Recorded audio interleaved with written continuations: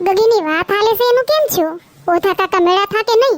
વાત લઈને તો આવ્યા, માગું તો કરાવી ગયા, પણ પાછા મેળાની. એ મેળા થા મને તને થોડી ખબર હોય? કારખાને આવ્યા થા ઓધા કાકા, મને કે એ છોકરો બહુ સારો છે, માણસો બહુ સારા છે, તમારી દીકરીને હો વર્ષે દુઃખ ન થાય, અને વળી ખાધે પીધે સુખી ઘર છે, એટલે બહુ જ સારું છે. પણ હે ગગીનીમાં, તને છોકરો થોડોક કાળો નથી લાગતો? એ તમે કાળા ધોળાનું જોયા કરો માં. આ જમાનો કેટલો ખરાબ છે. આની પહેલા આપણે 2 છોકરા જોયા, મારું મન જરાય નહોતું માનતું. આ ભલે થોડોક કાળો છે પણ નિમણો કેટલો છે. આને મેં જોયું ને ત્યાં જ મારા જીવને આમ નિરાશ થઈ ગઈ. એમ થઈ ગયું કે નાના છોકરો બહુ રેડી છે, એમ થઈ ગયું મને. અને આપણે ગગીને જોવા આવ્યા ને બધા, એના મમ્મી ને પપ્પા ને બધા, આપણે એને બધાને જોયું ને આમ ત્યાં જીવને આમ સારું લાગે. આપણી ઘરે દીકરીનું માગું આવે, એ માણસો આવે ને તો આમ જીવને તરત શાંતિ થવી પડે, તો આપણે ત્યાં ઠરીએ, આપણી દીકરી તો ત્યાં સુખી થાય. અને મને તો જો ભાઈ બધું સારું લાગ્યું છે. છોકરો કાળો ભલે રહ્યો પણ નિમણો કેટલો છે. આંગણામાં ઊભો હોય ને તો આંગણું રૂપાળું લાગે એવો છે છોકરો.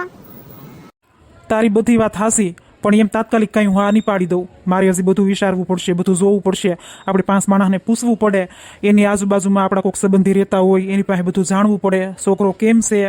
ઓધા કાકા તો આવ્યા, ઓધા કાકા માણસને ઓળખે છે, છોકરા ન ઓળખતા હોય. માણસ તો ઘણા લાખના હોય, પણ અત્યારના છોકરાઓ બગડેલા હોય છે, તને ખબર ન હોય પાછી. મારે હજી બધું જાણવું ને વિચારવું પડશે. તું છે ને બહુ ઉતાવળી નહીં થતી? એ હું ઉતાવળી નથી થતી, મને બધી ખબર પડે છે, બધું જાણવું જોવું પડે. પણ છે ને પેલા જેવું બીજું માગું નહીં, બીજા જેવું ત્રીજું માગું નહીં.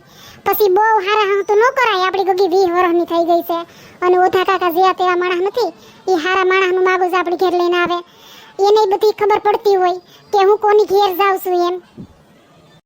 એ પણ હું ક્યાં ના પાડું છું, પણ મારે હજી બધું જોવું જાણવું પડશે. મને છોકરાનો જરાય અનુભવ નથી. હાલો, માણસો તો આપણે ઓધા કાકાના ઘરે પ્રસંગમાં મળતા તો જોતા, આપણને એના વાણી વર્તનની થોડીક ભાન હતી, એટલે આપણે ભાઈ એને ઓળખીએ છીએ. અને થોડુંક જાણીતું હોય ને તો સારું, આપણને ખબર તો પડે કે માણસ કેટલા ગોલા છે એમ. ઓલા હા વજાયણામાં પડીએ અને એ ગોલા નીકળે ને એનો પોગાય, એની કરતાં આપણે ખબર તો પડે કે કેટલા ગોલા છે એમ. મને તે મન ઠરી ગયું છે, પણ તોય આપણે છોકરા વિશે થોડુંક 2-5 જણાને જાણવું પડશે.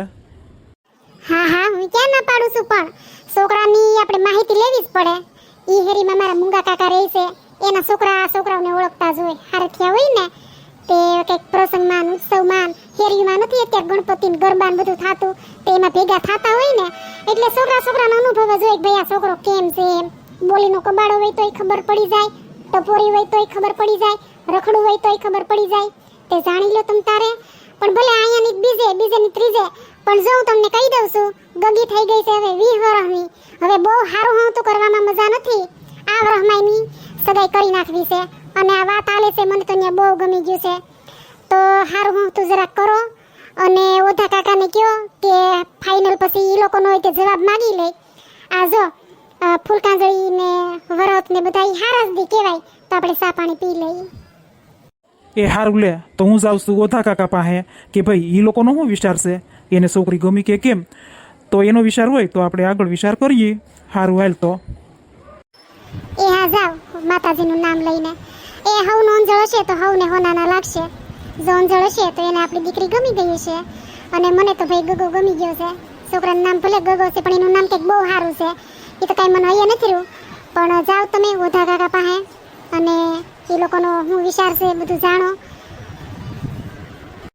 એ હારું લે, તું પેલા ગગીનો વિચાર જાણી લે, આપણે પેલા આપણી દીકરીનો વિચાર જાણવો પડે, એને છોકરો ગમ્યો કે કેમ. તો એનો તું વિચાર જાણી લે, એને બધી પૂછપરછ કરી લે, અને હું જાઉં છું ઓધા કાકા પાસે, એનો કેમ વિચાર છે બધું જોઈ લઈએ. આ વિડીયો જોવાવાળા બધાને કહી દઉં કે મારી ગગીની સગાઈની વાત હાલે છે. છોકરો તમે બધાએ જોયો છે, તો છોકરો કેમ છે, થોડો કાળો છે એમ કહે છે, તો થોડા કાળા છોકરાએ સગાઈ કરાય કે કેમ, એ મને કમેન્ટમાં લખો. મારા વિડીયોને લાઈક કરજો અને ચેનલને સબસ્ક્રાઇબ કરી દેજો.